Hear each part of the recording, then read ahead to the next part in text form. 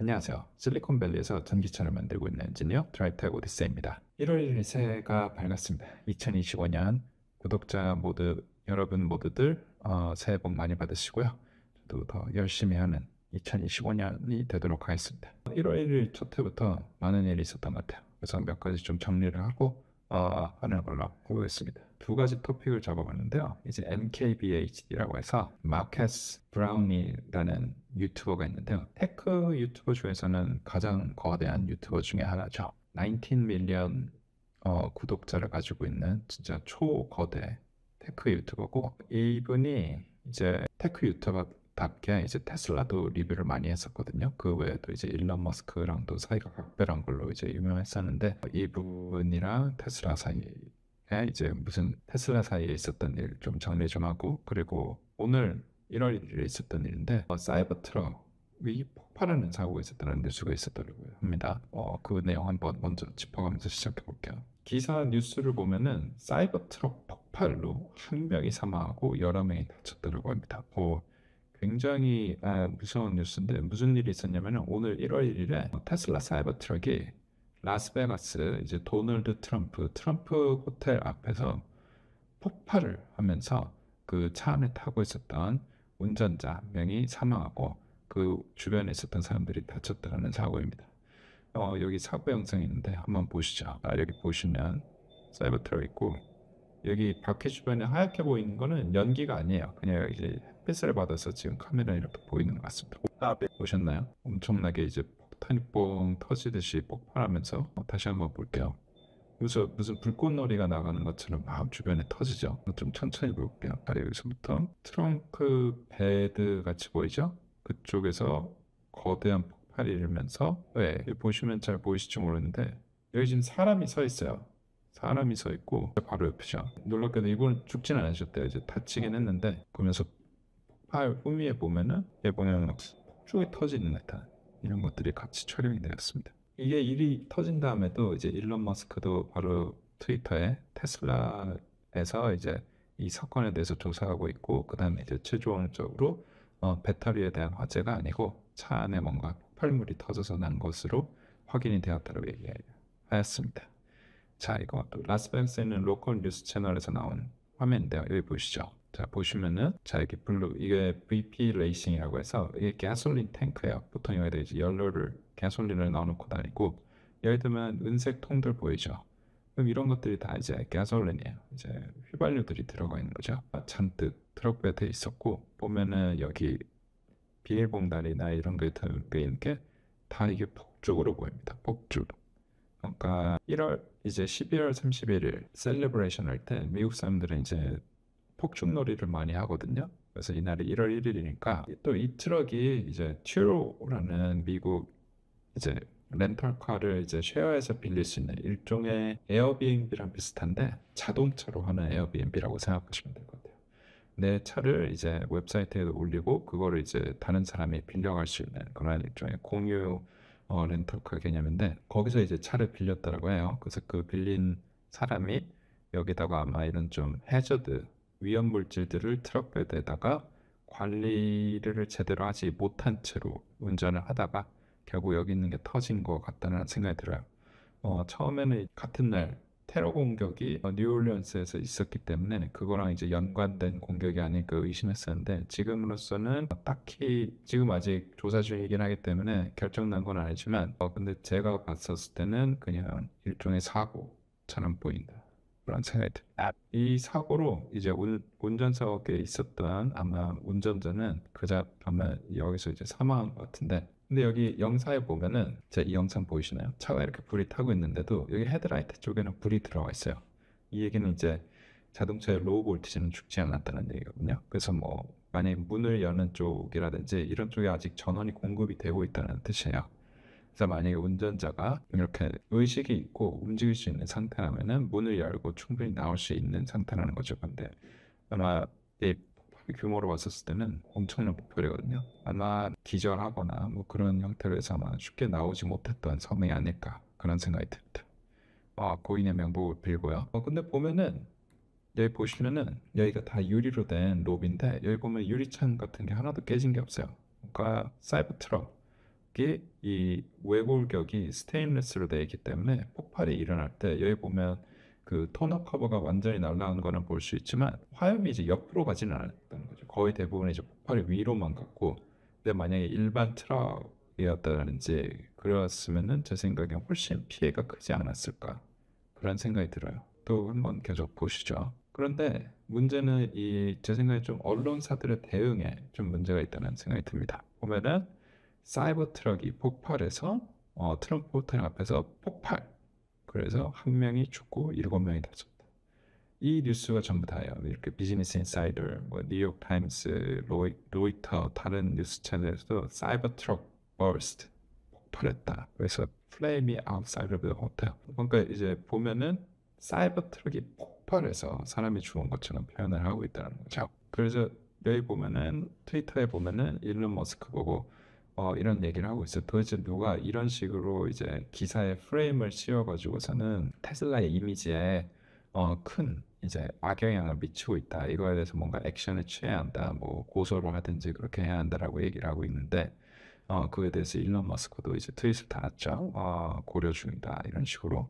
그리고 여기 보시면 또 다른 분은 실제로 이제 로컬 폴리스들은 이 사이버 트럭 때문에 더 많은 인명 피해가 줄일 수 있었다라고 얘기를 했음에도 불구하고 이제 메인스트림 미디어에서는 마치 사이버 트럭이 폭발해서 사람이 죽은 것처럼 이제 이야기를 하고 있다라고 하고 있습니다. 한국에서도 사실 테슬라 때리기가 제가 봤을 때는 좀 도가 지나치더라고 생각하는데, 미국도 사실 만만치 않아요. 미국에서도 이제 테슬라에 대한 악의적인 보도가 굉장히 저는 많다라고 생각하거든요. 제가 이런 유튜브 채널을 하기로 결심했던 이유 중에 하나도 그런 이유도 좀 있어요.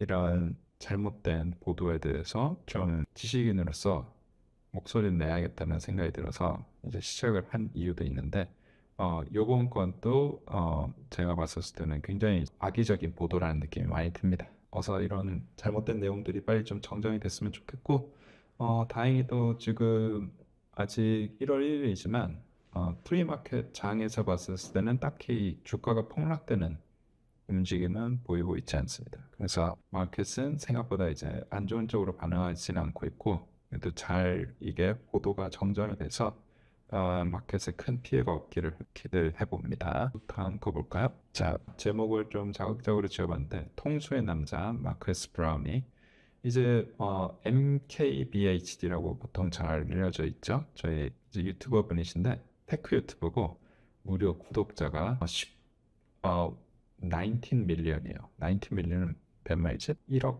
거의 2억이라는 거잖아요. 잠깐만 1 밀리언이 100만이니까 아니죠. 2천만 구독자. 엄청나게 대단하신 분이에요. 제가 알기로는 15살 때부터 아마 유튜브를 시작하신 것 같고, 지금은 이제 테크 유튜브 중에서는 전 세계에서 가장 큰 유튜버 중에 하나입니다. 구글에 근데 뭐 딱히 이제 텍 컴퍼니에서 일하거나 엔지니어로서의 그런 이제 커리어가 있는 건 아니고요. 이제 말 그대로 굉장히 이제 오랜 기간 유튜브를 활동하시고, 그렇게 이제 우리가 흔히 얘기하는 인플루언서가 되신 분이시죠. 이분이 최근에 본인의 이제 사이버 트럭을 이제 중고로 판매하면서 그 인스타그램에 올렸어요. 이제 사이버 트럭을 팔았다. 그래가지고서는 많은 사람들이 보통 이제 이분이 차를 다른 차들도 많이 가지고 있었어요. 모델 S 플레드 나왔을 때도 이제 가지고 있었고, 근데 사실 차를 팔고 그렇게 이제 포스팅을 한 적이 별로 없었대요. 그런데 요번에 이제 사이버 트럭을 이제 팔고서는 내가 팔았다 이런 식으로 이제 인스타에 올렸는데, 그래서 사람들이 이제 많이들 물어봤죠. 왜 사이버 트럭을 팔았냐? 이제 그랬더니 거기다가 리비안이 더 우수한 차라서 이렇게 짤막하게 댓글을 달아서 지금 인터넷이 테슬라 커뮤니티가 난리가 난 상태예요. 뭐 이 내용에 대해서 한번 살펴볼게요. 마커스랑 테슬라는 이제 각별한 사이라고 볼 수 있었어요. 이전부터 이제 일론 머스크가 직접 이제 인터뷰도 해주고 보면 둘 다 엄청 젊었죠. 무려 6년 전이에요.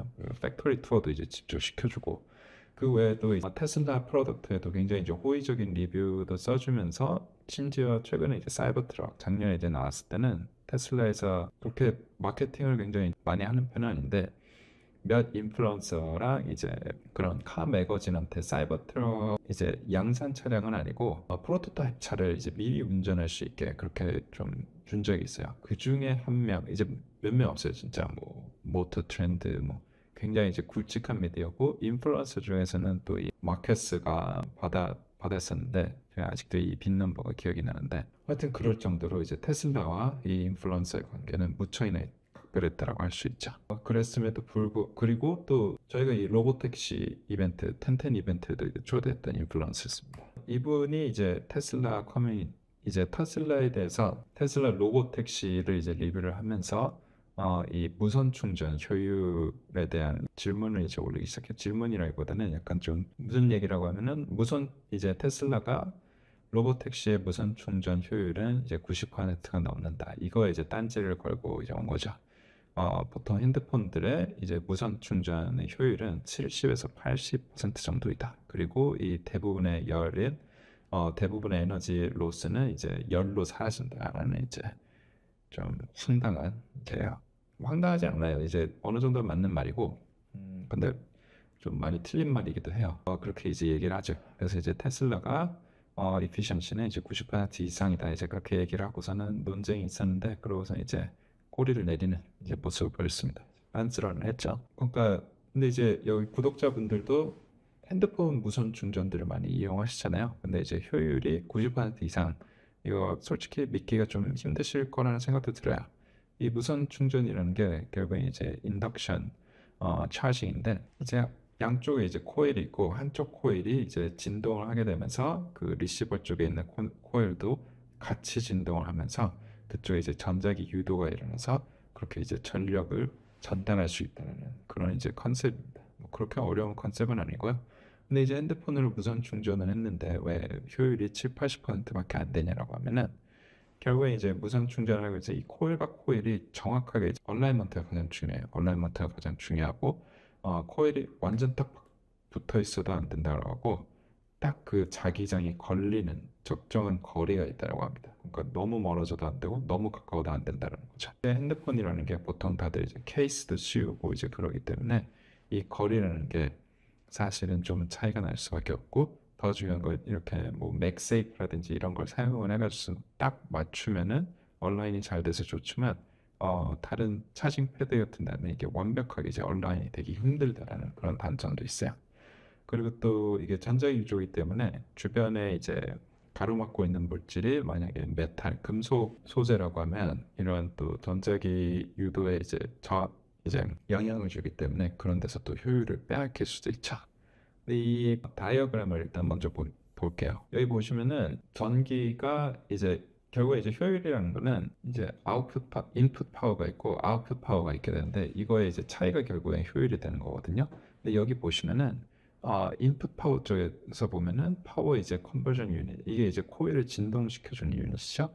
그리고 커뮤니케이션 컨트롤러가 이제 연결되어 있어요. 그래서 여기서 들어가는 파워가 전부 다 이제 코일을 진동시키는 게 아닌 게 아니고 일부는 이제 커뮤니케이션 컨트롤 유닛을 이제 작동하는 데 사용이 된다는 거죠. 근데 이 파워가 이제 그래서 코일이 전달돼서 세컨더리 코일로 가게 돼도 이게 파워를 픽업한 다음에 또 일부는 리시버 쪽에 있는 커뮤니케이션 컨트롤 유닛을 작동시키는데 또 소비가 된다는 거예요. 그렇기 때문에 양쪽에서 이제 그 컨트롤 유닛을 작동되는데 기본적으로 소모되는 파워가 있다는 거죠. 근데 문제는 핸드폰에 있는 충전기들이 무선 충전기들이 보통 이제 출력이 굉장히 낮잖아요. 뭐 예를 들면 어느 정도 되는지 정확하게 뭐좀 50와트 정도로 된다고 하면 한 컨트롤러를 이제 가동하는데 뭐 5와트, 뭐 1와트 뭐 이런 식으로 조금이라도 나을 거잖아요. 그러면 결국에는 그 컨트롤러를 사용하는데 소비되는 전력이 양쪽에서 나가기 때문에 그 부분을 제외하고 어느 정도 파워가 결국에는 시스템으로 관여를 생각을 하게 되면은 효율이 이제 떨어질 수밖에 없다는 거죠. 왜냐면 그러니까 이 컨트롤 기본적으로 먹어야 하는 그 출력이라는 게 있을 거예요. 뭐 예를 들면 뭐 10와트라든지 그런 식으로. 근데 전체 충전기에서 전달할 수 있는 양이 50와트라고 하면 거기서 이미 20%를 빼먹고 사용하게 되는 것이죠. 근데 만약에 이제 자동차 같은 거는 이제 충전을 하는 파워 자체가 10W, 20W 이런 게 아니란 말이에요. 10W, 20W 이런 걸로는 자동차를 충전할 수가 없어요. 너무 거대한 배터리가 달려있고. 그래서 지금 이제 테슬라에 달려있는 무선 충전 시스템이 어느 정도 출력인지 말씀드릴 수는 없지만 킬로와트가 훨씬 넘어가는 출력인 거야. 그렇다 보니까 컨트롤러 쪽에서 소비하는 전력은 어느 정도는 이제 정해져 있단 말이에요. 그 코일을 이제 커뮤니케이션하고 컨트롤하는 유닛은.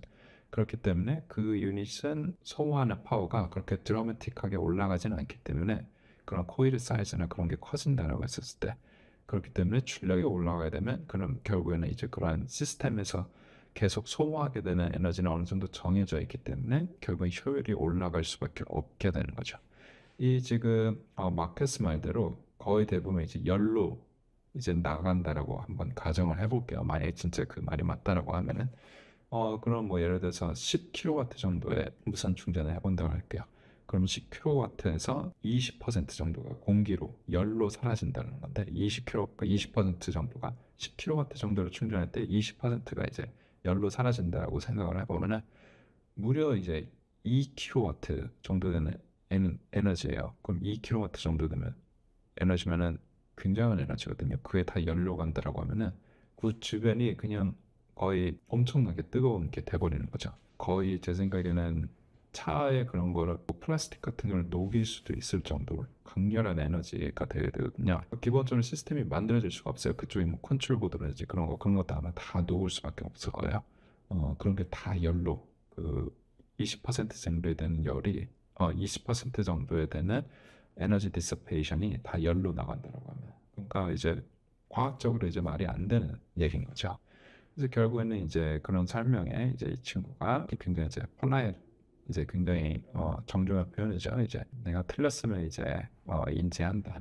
무슨 이제 그러면서 이제 계속적인 이제 딴지를 걸기 시작합니다. 일론 머스크가 2027년에 로봇 택시를 판매할 수 있을 것 같다라고 이제 얘기를 했고, 그거에 대해서 이제 굉장히 회의적이라는 표현을 이제 유튜브에 이제 직접적으로 이제 이야기를 했죠. 그러면서 만약에 그 타임라인에 나온다면은 내가 방송에서 머리를 밀리겠다 이렇게 얘기를 하죠. 제가 봤을 때는 굉장히 불필요한 반응이라는 생각이 들어요. 그러면서 이제 테슬라와 어느 정도 이제 각을 세우는 모습을 보여줬고, 그리고 결국에는 연말에 이제 자기 사이버 트럭을 이제 판매하는 모습을 이제 올리면서 그렇게 이제 일이 결국 이제 커지게 돼버린 것 같아요. 자기 이제 사이버 트럭을 이제 팔았다, 소울드. 보통 이런 걸 이제 올리지 않았는데 이번에 올리면서, 그래서 한 트위터에서 이제 물어본 거예요. 왜 팔았는지 궁금하다. 이제 그랬더니 TLDR, Too Long, Difficult to Read.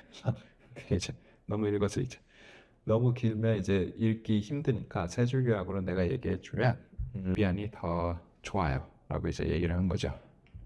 그러면서 이제 많은 사람들이 이제 굉장히 이제 폭발적으로 이제 질문하기 시작했어요.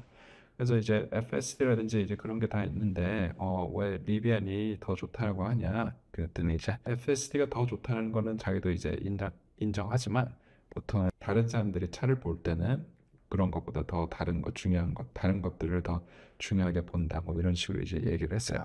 그러면 진짜 리비안이 더 좋은 트럭인가 한번 살짝 비교만 해볼게요. 웹사이트에 나와 있는 스펙 기준으로만. 그러면 이제 사이버 트럭 지금 75,000불 정도 이제 판매를 하고 있고요. 325마일 레인지를 가지고 있고 11,000파운드 토잉을 할 수 있으며 이제 가속은 4.1초 정도 되는 스펙을 가지고 있어요. 그러면 리비안은 어떤 차가 있는지 볼게요. 리비안 이제 7만 불짜리 듀얼 모터가 들어간, 이제 둘 다 올휠 드라이브 듀얼 모터예요. 듀얼 모터 스탠다드를 보면 7만 불의 리스트가 돼 있죠. 그러니까 사이버 트럭보다 한 5천 불 정도 싸요. 이 친구는 이제 270마일, 테슬라보다는 한 55마일 정도 빠지는 스펙이죠. 그러니까 거리는 더 안 나와요. 그리고 0 to 60 4.5초, 이것도 살짝 느리네요. 그 대신 가격이 한 5천 불 정도 싸니까. 그러니까 제가 봤을 때 어느 정도 비스무리한 것 같아요. 그리고 이제 이게 스탠다드 모델이고, 거기다 이제 하나 더 올라가면 듀얼 버전을 보게 될게요. 그거는 이제 329마일, 그러니까 사이버 트럭보다 한 4마일 정도 더 가니까 거의 동급인데 가격은 살짝 더 비싸요. 그러니까 사이버 트럭이 7,449불, 74,490불이고 이제 리비안 같은 경우에는 76,900불. 그러니까 한 1,500불 정도 더 비싼 거죠. 2,500불 정도 더 비싸고 4마일 정도 더 갈 수 있고, 그리고 0 to 60가 좀 빠르네. 0 to 60가 3.4초라고 해요. 그러니까 테슬라보다 이건 꽤 빠르네요. 그런 스펙입니다. 근데 보면은 옵션으로 맥스 배터리 팩을 이제 선택을 할 수 있어요. 이거를 선택하면 이게 이제 7,000불짜리 옵션이거든요. 그러면 이제 사이버 트럭보다 한 10,000불 정도 더 비싼 차가 되게 됩니다. 그렇게 되면은 이제 420마일을 갈 수 있게 되는, 사이버 트럭보다 거의 한 100마일 정도 더 갈 수 있는 차가 되는 거죠. 이제 사이버 트럭도 지금은 이제 출시는 안 되는데 내년에 이제 출시가 될 것으로 이제 예상이 되는 레인지 익스텐더를 달게 되면은 420마일보다 더 멀리 갈 것으로 지금 예상을 하고 있거든요. 웹사이트에 나와 있는 스펙 기준으로만 얘기를 한다면. 그러면 제가 봤을 때는 전반적으로 가격에 약간 높고 낮음이 있으니까 이게 전반적으로 다 맞는 느낌이 들어요. 이제 레인지라든지 가격, 이제 가속도랑 가격 뭐 이런 식으로 비교를 해보면은 어느 차가 더 좋다라고 판단하기엔 좀 어려운 것 같고, 각자의 가격이라든지 중요한 수준에 맞춰서 이제 그렇게 구입을 하시면 될 것 같아요. 만약 5,000불 정도잖아. 한 4,500불 정도를 아끼고 레인지를 포기하는 게 낫다는 분한테는 어쩌면 리비안이 더 나을 수도 있고, 근데 이제 멀리 가는 게 중요하다. 그럼 당장 멀리 가는 게 중요하다라고 하면 지금 사이버트럭 레인지 익스텐더가 지금 어베러블한 상태가 아니기 때문에 그런 경우에 또 리비안을 10,000불 정도 더 비싼 돈을 주고 사는 것도 또 나쁘지 않은 선택일 수 있는 거죠.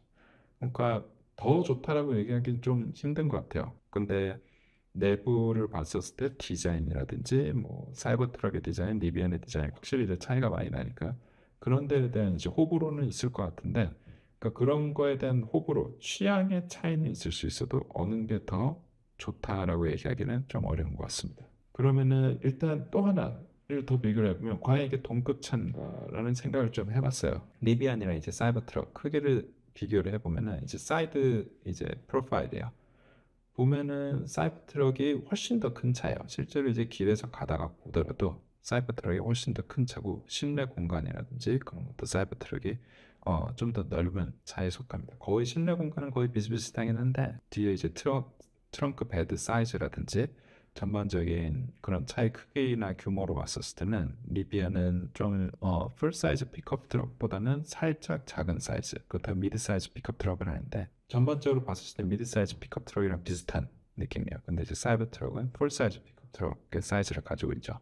그럼 풀 사이즈 픽업 트럭인 쉐비 실버라드랑 비교를 해보면은 그 차이가 더 확연해지는 것 같아요. 사이버 트럭 같은 경우는 앞에 엔진이 없기 때문에 앞부분이 이제 더 튀어나와 있지는 않지만 이제 뒷부분만 보게 되면은 크기 차이가 거의 없거든요. 그런데 이제 리비안이랑 쉐비 실버라드랑 크기를 비교를 해보면은 확실히 이제 리비안 같은 경우에는 미드 사이즈 픽업 트럭에 가까운 크기고, 다른 사이버 트럭은 이제 풀 사이즈 픽업 트럭에 가까운 크죠.